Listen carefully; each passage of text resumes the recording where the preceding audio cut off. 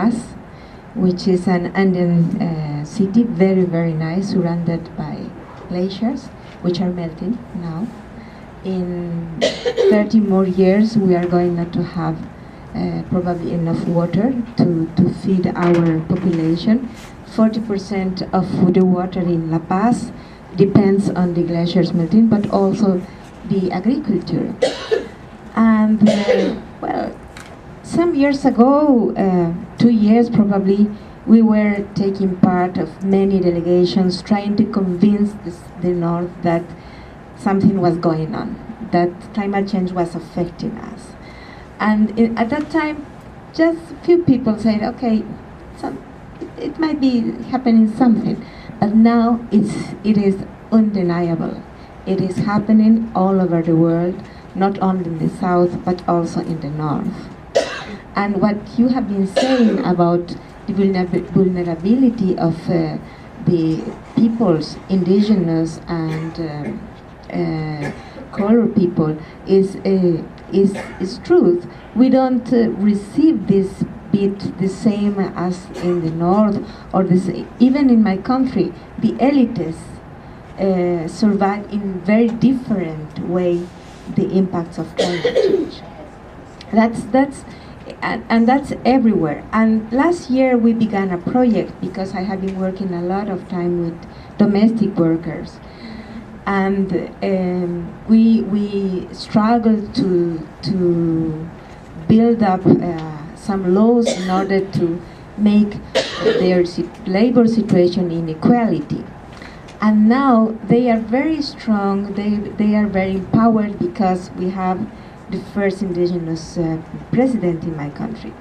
And they began a project trying to teach the elites how to deal with this climate change.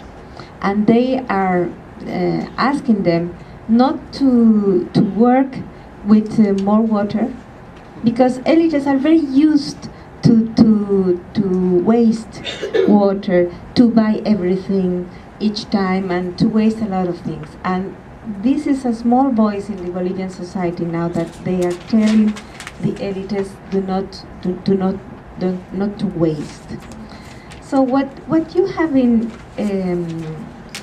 telling us about how you are facing climate change and how you see that women, indigenous and colored women are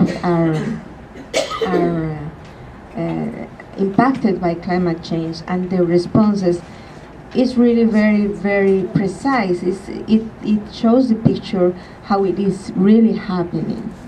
Because climate change is a kind of mirror of the system. What we are seeing through climate change is a huge, huge climate debt that developed countries led to us. And we can also see that colonialism and capitalism have joined their forces and their systems and their mechanisms to go on just keeping some privileges for a few part of the world, and the other part, those who takes care of the forest, who takes care of Mother Earth, who takes care of life, are just not in their plans. And that's really terrifying what is going on, because when you see what is going on through climate change, the atmosphere is occupied. It is occupied in an 80% just for the 20% of the world's population concentrated in the richest parts of the world, not only in the north but also in the south, especially the north.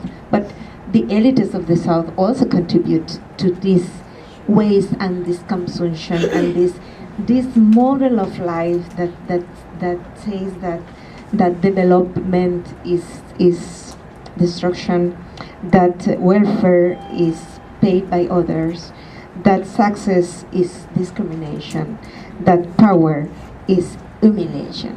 Those are the values that are very strong in all this world.